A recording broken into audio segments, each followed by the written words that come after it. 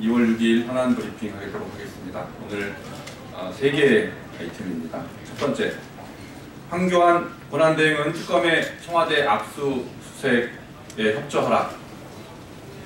특검이 황교안 권한대행에 대해 청와대 압수수색에 대한 의견을 오늘까지 밝혀줄 것을 요구하고 있습니다. 청와대는 특검이 황 권한대행에게 협조를 요청한 것에 대해 압수수색물의 책임자는 청와대 비서실장과 경호실장이며 황 권한대행은 아무 상관이 없다고 했습니다. 대통령 권한대행의 청와대에 대한 권한을 전면 부정한 것입니다. 청와대가 치외 법권지대라고 선언한 것이기도 합니다. 헌법을 부정한 폭거입니다. 청와대가 황교안 권한대행에 대해 뒤로 빠지라고 경고한 것으로 보입니다. 박근혜 대통령은 황 권한대행을 인정할 수 없다는 것입니까?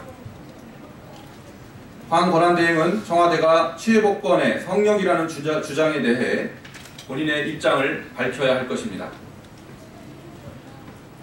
또 황교안 권한대행은 청와대 문건 유출 사건, 세월호 7시간 의혹 등 중대 국면마다 유언비어 유포를 처벌하겠다라는 엄포를 놓으면서 박근혜 대통령 엄호에 급급하여 국정을 망친 공범의 역할을 충실히 수행해왔습니다.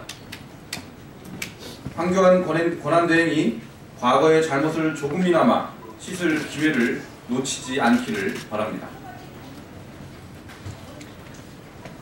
두 번째입니다. 미꾸라지를 잡은 특검의 그물, 우병우라는 큼직한 대여도 놓쳐서는 안 된다.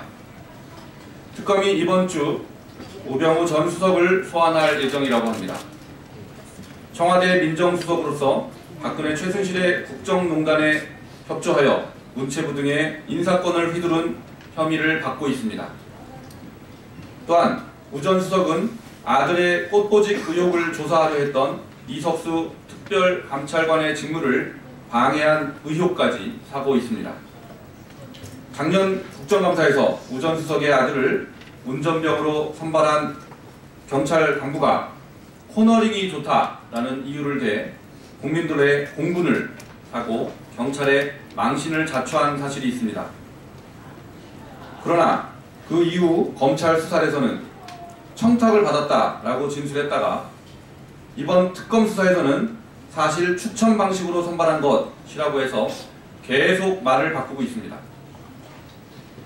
호너링에서 추천까지 말이 바뀌는 사이에 도대체 무슨 일이 있었던 것입니까? 진술 번복이 법정에서 불리하게 작용된다는 사실을 모를 리 없는 경찰이 2번이나 말을 바꿨습니다. 배우를 의심하지 않을 수 없습니다. 우병우 전 수석이 압력을 행사해 입을 맞추는 것인지 국민의당은 특검의 철저한 수사로 진상을 밝혀줄 것을 요구합니다. 미꾸라지를 잡은 특검의 그물이 우병우라는 큼지막한 대여를 놓치는 일은 없어야 합니다. 충청북도 구제역 발생, AI 사태가 반복되어서는 안 된다. 충북의 한 축산 농가에서 구제역이 발생했습니다. 역대 최악으로 기록될 이번 AI가 진정될 기미가 보이니 연이어 구제역이 발생한 것입니다.